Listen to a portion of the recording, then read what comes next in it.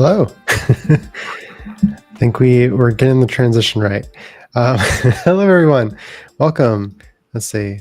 Oh, we have a jam in the chat already from you, but it all works out. So jam, everyone. We are going to do some more tooling stuff today. Just as a heads up for anybody that hasn't joined one of these live streams before, we're trying to work with a bunch of tools within the Solana ecosystem and kind of make a Solana toolkit like how Foundry exists on Ethereum and make it to where it's very integrated, well opinionated, and gives a better developer experience overall. And GM Spaceman Dev, good to see you. Welcome. I think the first tool we're going to try is LiteSVM. So let me hop over to your screen and we can get started. Yeah. All right. So, am I like echoing? Okay, it stopped. So LiteSVM is a way to write tests for Solana programs in Rust, and it is able to compile a lot faster than like Solana program tests, just because it is using a VM like optimized for exactly this. It's working directly on the bank versus like loading up a Solana test validator. Oh, nice. Awesome. So what's cool about this is you get, if people are familiar with Foundry, anybody watching familiar with Foundry, this kind of gives you the cheat codes that Foundry does for EVM, but on Solana. So things like being able to fast forward slots very easily, edit account state with just simple functions, without having the authority over those accounts, all sorts of things. So it gives you those cheat codes to make reproducible tests very easily, and specifically in Rust, so you don't have to switch from writing in Rust to JavaScript for tests. Yeah, which is really nice, not having to change languages. You're just stick to Rust. Coming from the Rust dev. Yeah. So here, all you're really doing is just adding to your cargo toml LiteSVM. Oops. By the way, if Jonas is watching, that is not our music. That is a siren. That is me living in New York. So here's just like an example, just a minimal example using LiteSVM. You're able to generate a key pair, get the public key from the key pair. Can you make it a little bit bigger? Yeah. So I can do this. Oh yeah, you can make it, and then I can switch us back to the bottom. Yeah, there we go. Nice. Okay. So you're able to then, once you load in the SVM, you're able to have commands on it, so you can airdrop funds to your key pair. So this is just basic example, and we'll go through an example that's actually using a program.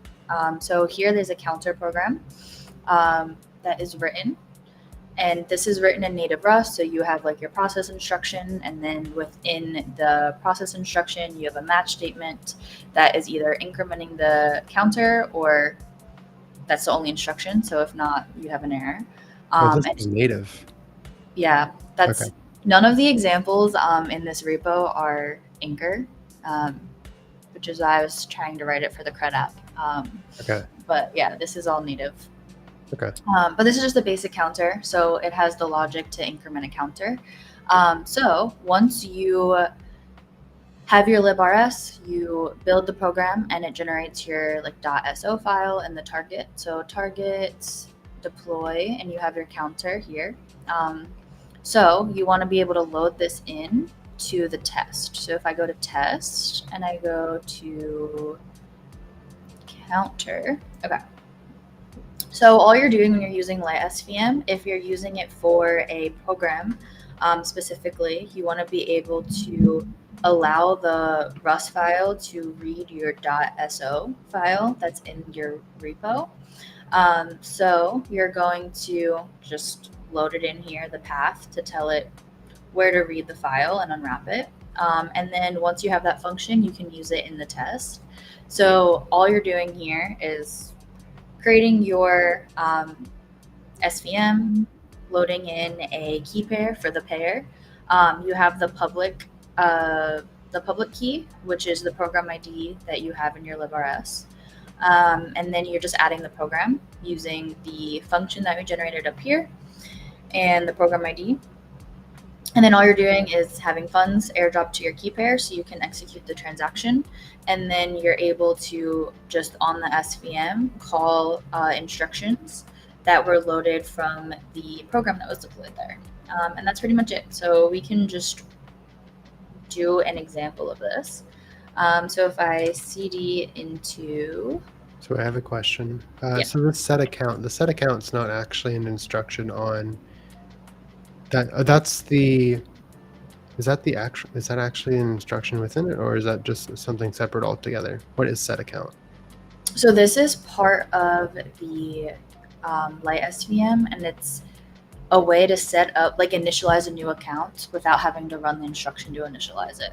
So you're generating a new public key here for the account that you want within your program. So here you need a counter account to be able to save the count to and then increment it. So you're just generating what the pub key would be for that account, and you're setting that. So this is like a way to initialize an account with LiteSVM. Okay, so instead of calling like create account, Yeah, or existing program, and this just, it looks like what it's filling it with zeros of whatever U32 bytes for the specific program ID. Well, the program ID is here. This data is Counter address. That's just zeros, right? That's just a bunch of zeros. Yeah. So it's data held in the account. So I'm assuming this is just it's just initializing the count to 0. Yeah, it's considered like an empty account because if you don't have this, then people can do weird things with your account. Makes sense. Cool. Yeah, and you have the owner of the account, the program that you deployed. Yeah, so it's just initializing a new account of that program on chain with the SVM. Is this how you could also do like PDAs if you derived that address correctly, since you're giving it the owner as the program ID? Yes. Cool. Haven't tried it, but yes. I know I'm asking all the questions and you're like, well, I tried this for 5 minutes. But it seems like that's what it would do. Yeah. So if we go into the test programs folder, and then I'm going to build. So I want to SBF. What is it? It's cargo build dash SBF. Right? Yeah, SBF. Okay. So we're gonna build the program, and then we're gonna run the tests. I see Kevin liked our stream. I wonder if he's actually watching us try out his whole thing. It feels like this would be very easy to use with Anchor. I guess the only thing is maybe the accounts, because the account has like certain serialization format. Yeah, so I think like what I did, I haven't like fully finished the test, but I just did the I made a struct of the instruction and data and like serialized it, and then brought it into the test function. So Okay. I think that should work, but I need to test it out. It seems like a pretty heavy lift. Yeah. But once you have this compiled, you just run cargo tests, just like any other like Rust tests, and it'll go through all of the tests in the here. So you have like our counter tests. Yeah. So there you go. Cool. It's kind of funny seeing failure tests being said as passed. I think that is actually like oh, never mind. Yeah, it's actually the name of a program. He named it failure. Oh, it just gives you an error. Interesting. Yeah, so you're just asserting the error to make sure like it returns. Oh, okay. Asserting, just checking errors. Okay, makes sense. Also, Moose, who made a comment about the Solana bytecode format. Technically, Solana bytecode format is also called platform tools today. It's a whole mess of things. But if you go to the repo, which used to be around the Solana bytecode format, it's now like called platform tools. And like I know FireDancer calls it SBPF. So Solana formatted Berkeley packet. So fun days. Yeah. Rough days, fun days. Nice. Very cool. So this is LiteSVM. And do you want to show, I know it's not doesn't work yet, but like what you were trying to add? I will share a different window. So Show on the screen. window. Okay. Cool. You make it So this bigger. is just updating the yes. So this is just updating the CRUD app. So this is a live repo in the Solana example programs. Actually, it's not in the example programs, but it's separate repo inside Solana developers GitHub. So this we've been trying to keep up to date. It just was updated to have the front end compatible with Inker 30. So I'm trying to add some tests here to now use LiteSVM within the CRUD app. So this is just an example for Inker, since like that repo didn't have a Inker example. So here I was just doing a struct of the create journal, which has like two inputs for title and message, and then we're able to read the program by specifying the path to the journal. So here's like your journal.so that's generated when you build the program. And then you load in the SVM, you have your key pair, you have the program ID that's going to be deployed. So you're adding the program with the program ID, airdropping funds to the key pair. And then you're creating a new journal account. So it's generating a new key pair. And then you're going to do the create account instruction. So this is just kind of going through, creating a journal, having the inputs that you want for creating one. But it still needs to be fully tested. So I have a question. Why did you use the create account instruction instead of the SVM account thing? I'm not sure. This was another, it was like came from another example that I was reading through the LiteSVM repo, and there they did system instruction create account. Okay. Not sure the difference between the two, but feels like they both do the same thing. they probably do. I did notice that the other one though, it like, I don't know if it's using the right amount of LAN ports because it only had 5 LAN ports. Oh, interesting. I'm pretty sure an empty account needs more than 5 LAN ports. Yeah. Yeah, I did a lot for this one. So yeah, definitely need some more like testing to go through it. I want to chat with Kevin on it. So if you're watching the stream, I'll be messaging you. Heads up, Kevin. We have feedback and questions. Yeah. So yeah, that's the current work in progress with LiteSVM.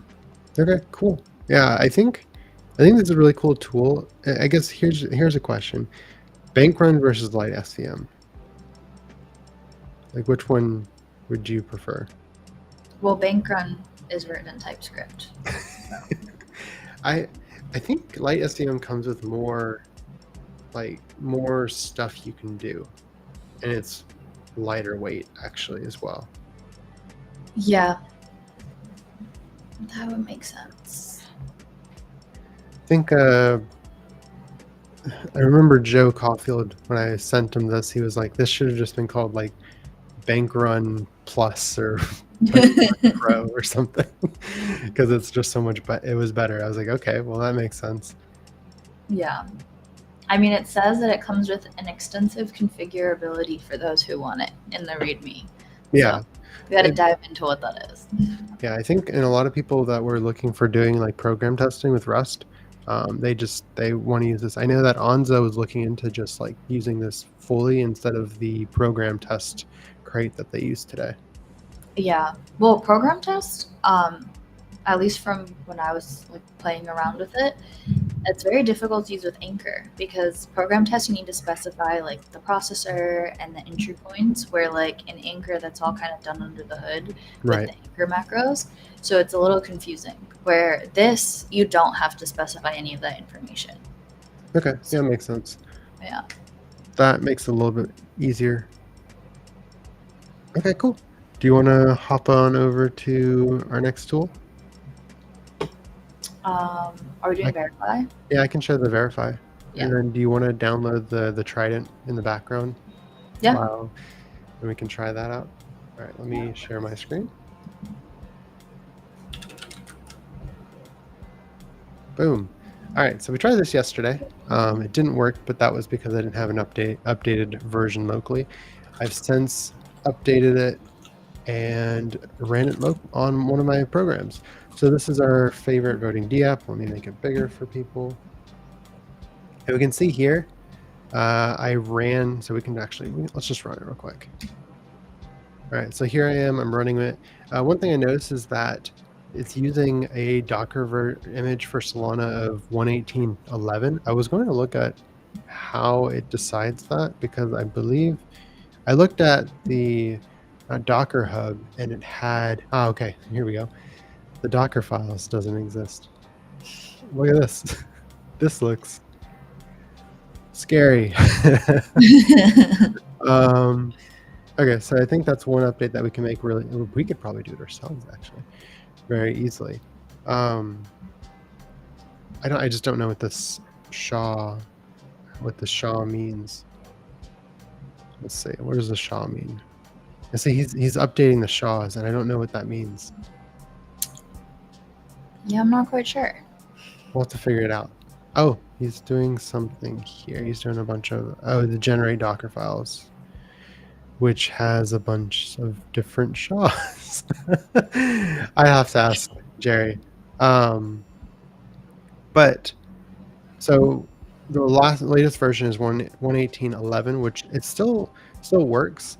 It's funny, I tried this earlier and it ran in 3 seconds and now it's still running. And I hit the command as soon as we started here. So what this should do is it should generate like a verifiable build that I can then run and use as a hash to verify with everybody else. And so while it's waiting, we can just go to the next step. So verifiable build. There we go. Well, it's not this one. This is OtterSec. So there is an API that's maintained by OtterSec that anybody can run called the Verifiable Programs API. And what you can do is you can actually you can add the remote verify and verify a program ID against a specific GitHub URL. And so then instead of running the verify on my local computer, it'll verify wherever else it needs to verify some OtterSec's API. So this is great, but it's still kind of centralized. So let's go grab this real quick. I'll just do a get on this. Doesn't matter. All right, so we can see this one's for the what is this, for Phoenix with this specific commit. So we can go grab that real quick.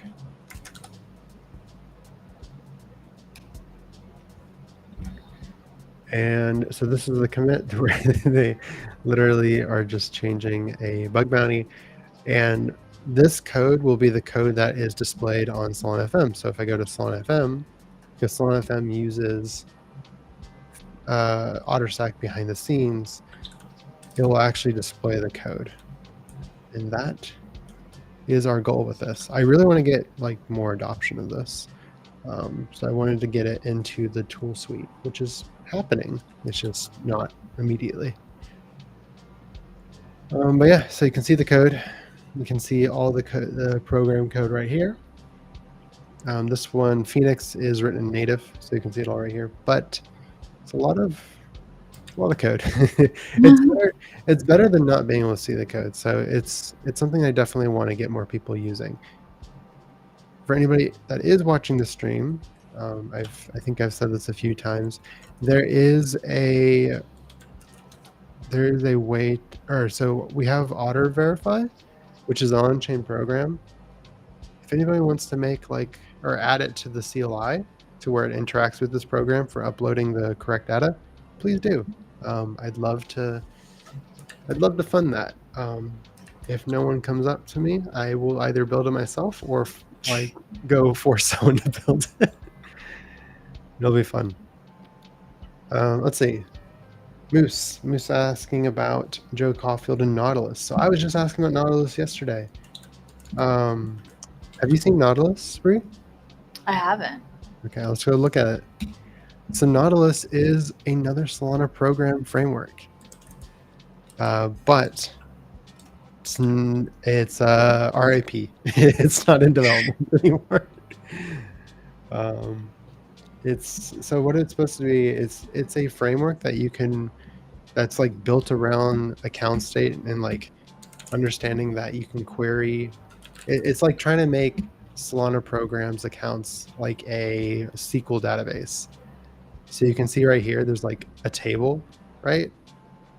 And you have like primary keys of the ID, and like an authority, and then you have other structs that live in there. So let's see, this is just house number.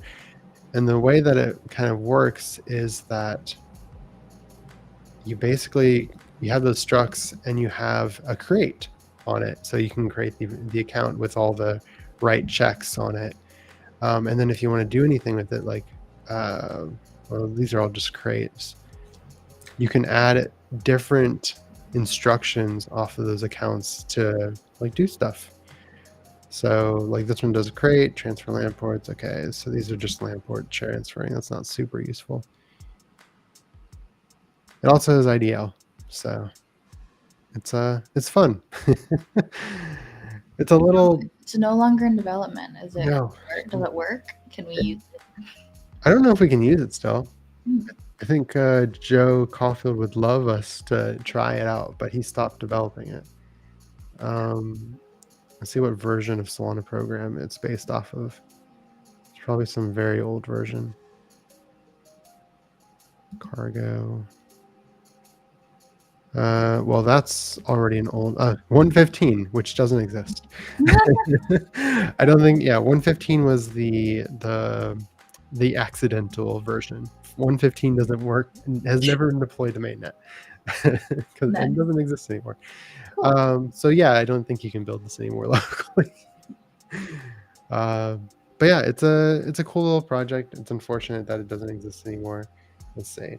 Told him he should have named it Sequelana, because then that was Solana's slander name. Yeah, it should have been Sequelana. That would have made more sense because it is based off of like SQL. It's a cool project though. I thought it was a fun project to see. All right, let's see if this ever finished. All right, cool, it did. Nice. All right, so next thing I can do is I did Solana-verify. I can get the executable hash. It gives me this hash. So this hash is anybody can basically use it to verify that the code that I am saying that I deployed on chain equals the code on chain. Fantastic, right? I hope some more people use this because I think only like probably tens of programs that are actually verified, and that's very unfortunate. Yeah, that's not a lot. But yeah, that's basically it for verify. And this shows up on the Explorer? Yes. Oh, you want me to get mine to show up on Explorer? Yeah. I can try. I think my problem is I actually have to push it to GitHub. Oh, makes sense. And mine's not pushed to GitHub right now. Because so let's go grab OtterSec stuff. What is it?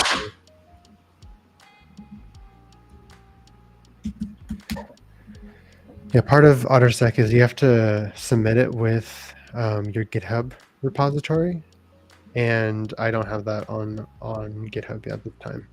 Okay, makes I sense. can try pushing it while you do the Trident, and we can see if I can pull it. And also, I don't see anything about. Okay, it is. You can set the mainnet versus DevNet. Yeah, I can try doing this while you go through Trident and see if it works. Okay. Want to do that? You want to go for the Trident? I'm a little confused with what's happening with Trident, so Let's do it. Do you want to share, and we can do the normal stream thing? yeah. Question: should I share? I cloned the Trident repo to like go through examples, but I also just installed the Trident CLI in the CRUD app. So should we go through like going through a repo or Let's try the repo first, and then we can try the CRUD app. because I'm not quite sure what to do with the repo, but Oh, I need some additional documentation there. let's try it I'll out. share it. Let's learn. All right, great. Weird. Aki creates some really good developers in general, so I hope that it works just fine. Get status. All right. Let's go back to the README. Figure out what's going on. All right. All right, let me make sure you're sharing. All right, cool. There you go. Cool. Can you make it Yep. wider? Is it just like the third of your screen or something? Yeah. Not a screen. Wait, why is it? It's not showing the I don't know. Maybe you should try to whole window. reshare it. Yeah.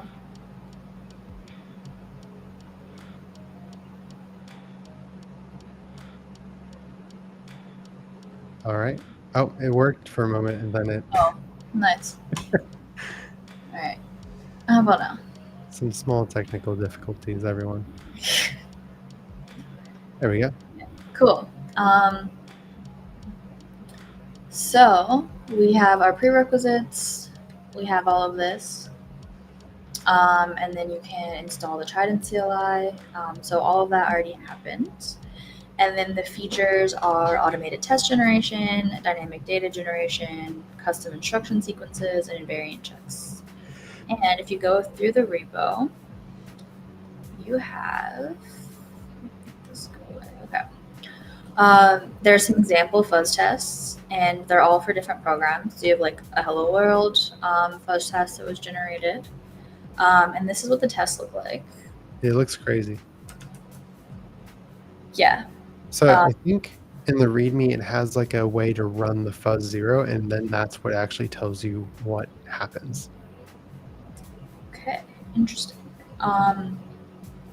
Because remember, we tried this. Oh, it doesn't now actually. Look in the docs.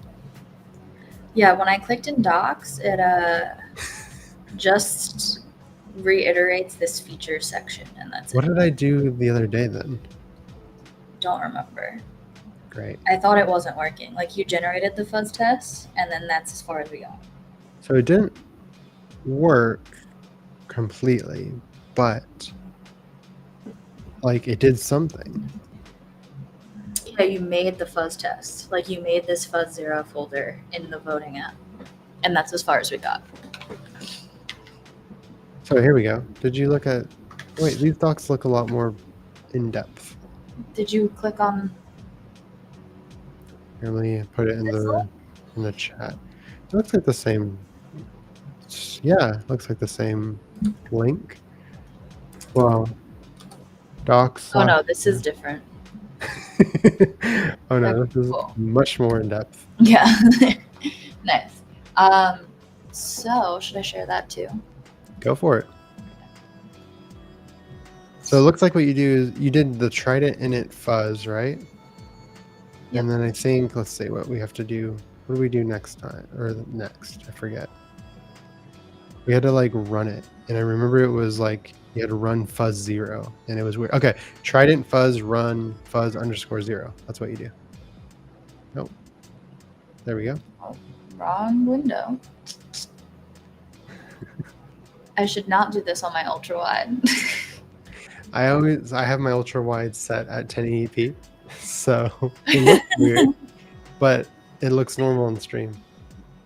That's what I got to do next time. All right, so Trident run fuzz 0. That's what you said, right? Nope. Trident fuzz run. Ah. Some Trident interesting fuzz. instrumentals on this music. Fuzz 0. Trident is initialized because Trident. Where is this Trident toml? What was it? Where was it created? Right here. Are you in? Is that in examples or? It's in fuzz test, which is where I am. Because Fuzz that. test. Oh, so it's saying that your anchor toml's not found. Is your anchor Here. toml? Is it in the same Trident? Yeah, what's going on there? All right. Trident fuzz. Okay. It did not seem that because the Trident was not found in any parent directory. Maybe I have to go in one then. Into the. Let's do. Oh, into the Hello World directory? Yeah, Not the fuzz test. So Yeah. go backwards. because it needs a parent directory. Makes sense. All right. Fuzz run. There we go. Oh, Nice. it's doing something. Fun. All right, compiling. Much faster than my computer. I was talking to Chris yesterday about my computer not like people making comments on stream about my computer being slow. And he was like, yeah, you definitely need something more. He apparently has the M3 like max with 64 gigs of RAM and all sorts of stuff. I mean, he's an editor, so it makes sense. Yeah, it makes sense. But we're developers. I feel like it makes sense for us too. Yeah, right. Oh, wow. Yeah, I have the M3 not max. Just the Pro M3. or whatever. Yeah, Pro. All right. Still a lot to compile, but yeah, it's a lot going on. Yeah, it's still a lot going on. What? This is a lot of crates, actually. Yeah, there's a lot happening here. I feel like this is Hello World, that's kind of crazy. Yeah, for Hello World, this is a bit much. I feel like this is like something that you would run as a CI/CD process. Mm-hmm. Great. What is this? I think this is the. Oh, and you don't have Hong Fuzz. I just installed that. Oh, Oh. Well, but not compile Solana program library. why is it compiling so long a program library?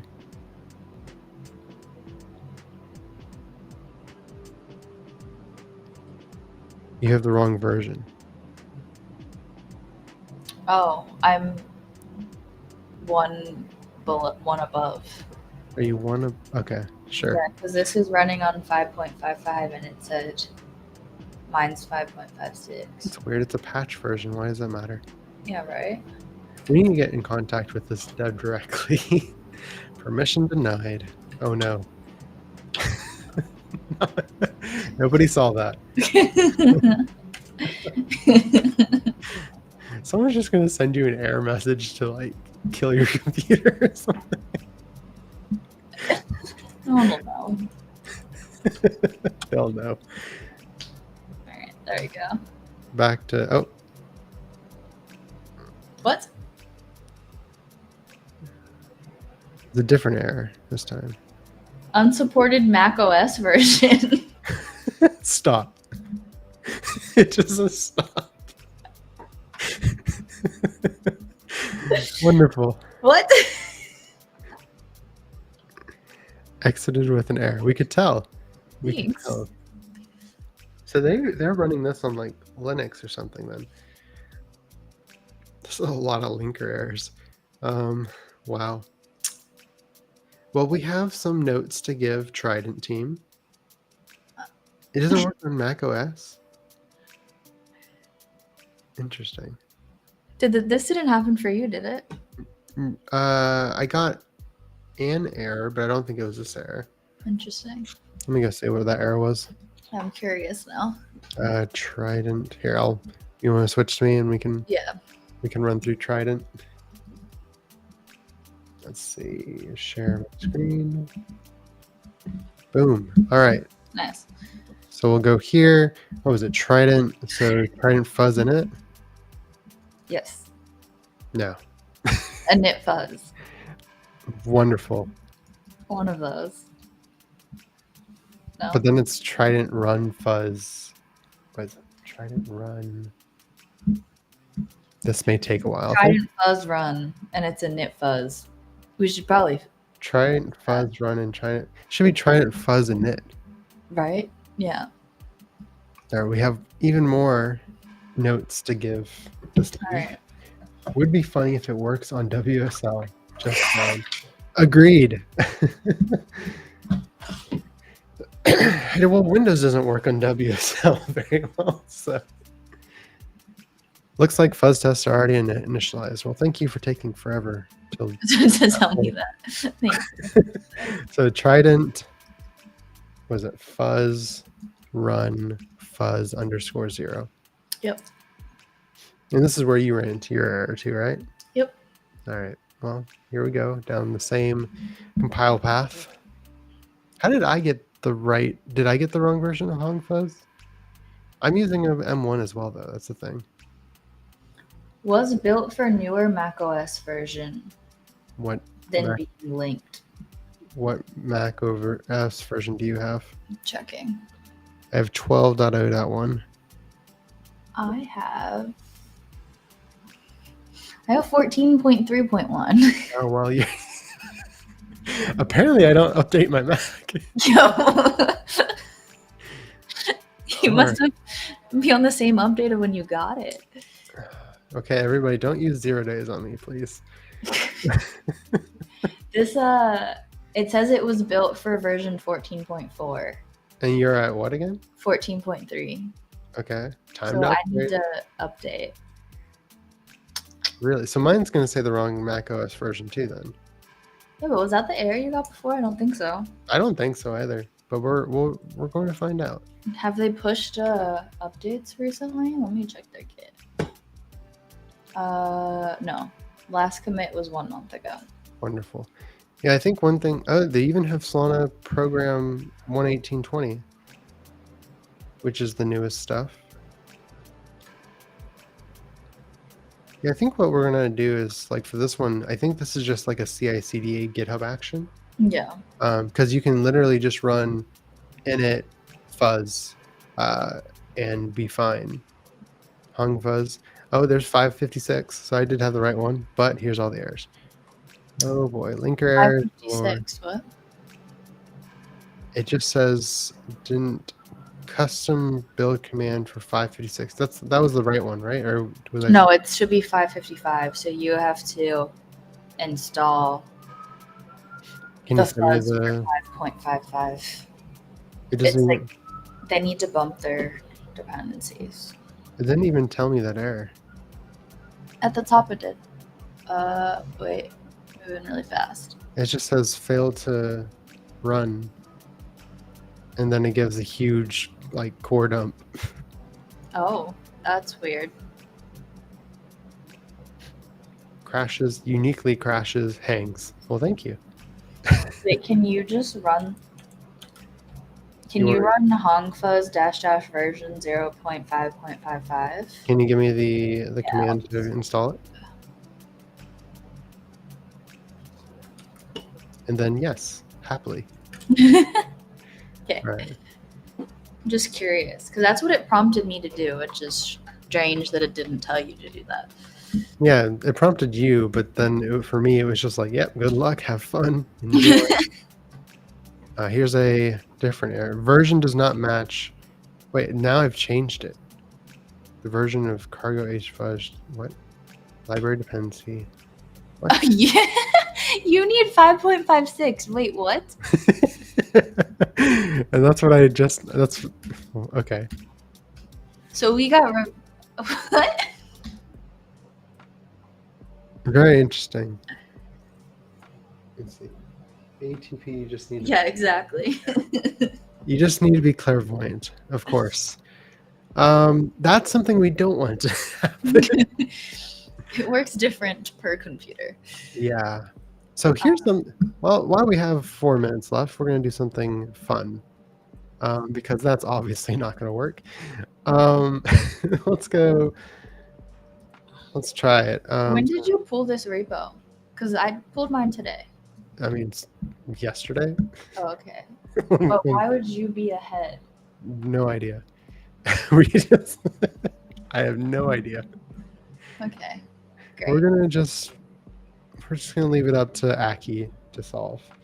For now, let's have some fun here. So Anchor was it AVM U 0.30.1. So I've heard this is an issue, and I want to see if it's actually true because I'm very scared.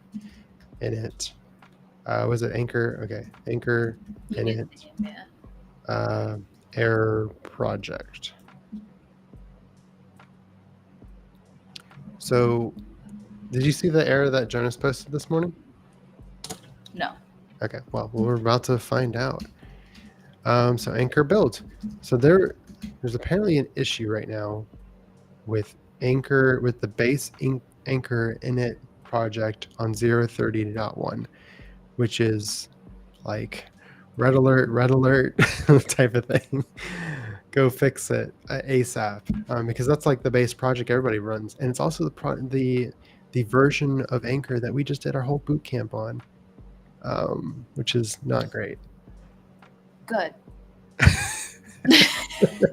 Great, wonderful.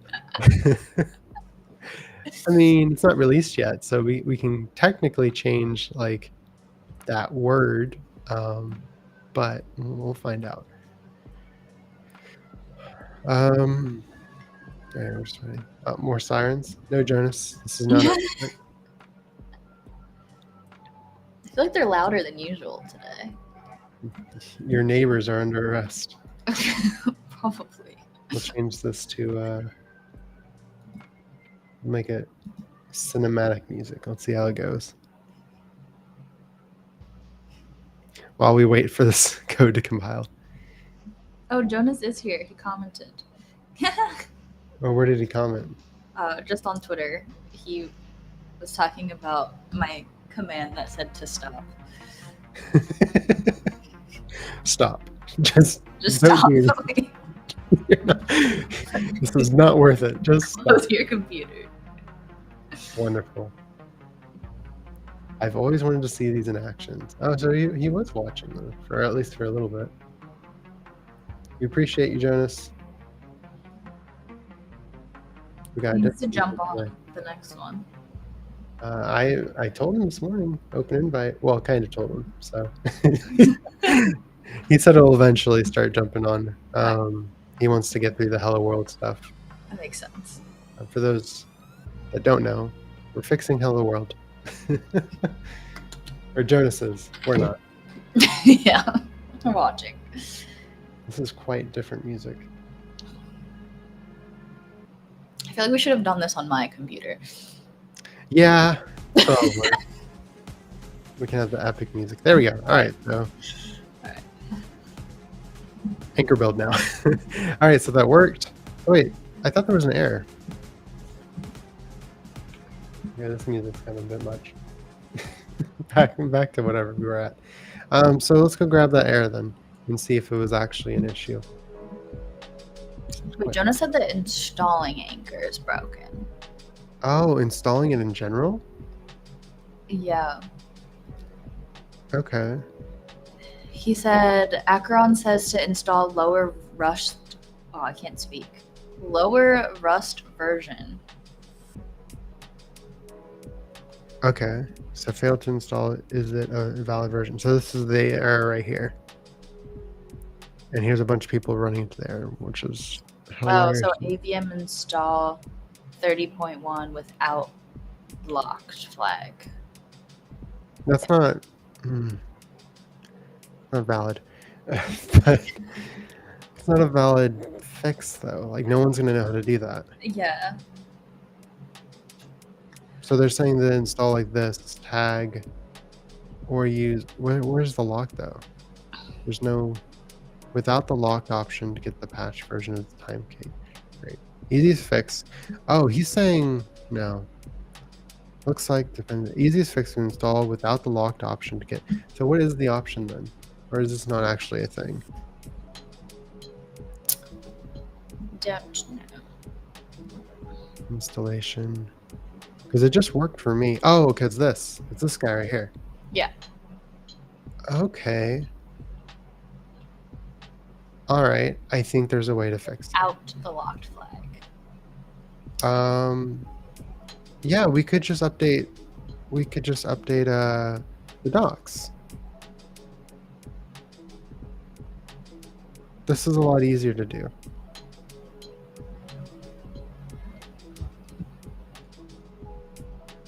Okay, well, let's do that. Let's change it.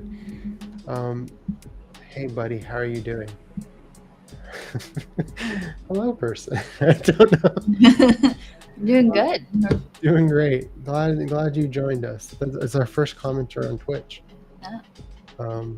In all of our streams, I think this is our first. That wasn't a scam. I'm glad to have you. Welcome. Welcome. We're And then coding. without the locked flag. So it looks like we can just update this to not have this Yeah. and use this instead, All right. which seems very valid. Is this on Twitch? Yes, it is. Yes, we are live on Twitch, YouTube, Twitter, soon to be Kick. We're just going to be live on every platform. This is how we get the most viewers. So if you look at this, new comments will. There we go. Oh, that's cool. You can share the comment thing. Yeah, so we can see everybody commenting from wherever they're commenting. It just takes up a lot of screen real estate. Yeah. It needs to take less screen real estate. We can potentially do that with. You can use OBS, and then we stream OBS to this.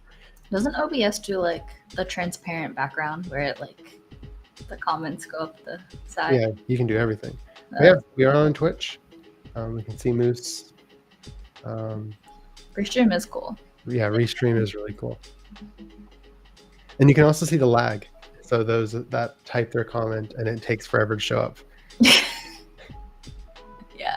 But yeah, I do think we need to try doing OBS, streaming to Restream, and then we can like do the highlights on Restream, but then everything else is just fine. But anyways, that's a separate problem. 7 to 8 seconds of lag. All right. Well, I'm just getting it 7 to 8 seconds later than you typed it. Nice. All right, well, we are here. I think we have a fix for this, which is really great. I'm glad we did this for a moment. Otherwise, I think that's it for today.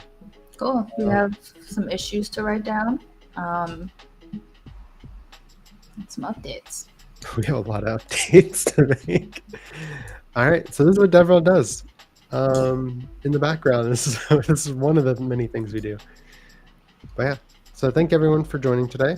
Thank you to this one person on Twitch that has joined. I am very, yeah, we're breaking out in the Twitch community, no longer just on Twitter or YouTube or any. I don't think anybody's found our YouTube yet, but everything else. Avoid yes, we would like to avoid the mental gymnastics of OBS to Restream to everything else, but it makes it look different and you can use your screen real estate a lot better, but whatever. Anyways, thank you all for joining. We will be back tomorrow, I think. You want to do Kenobi tomorrow? Kenobi, Shank, and all that stuff that we've never done before? That'll be fun. Let's do it. Let's do a fun stream tomorrow. But yeah, see y'all tomorrow. Adios.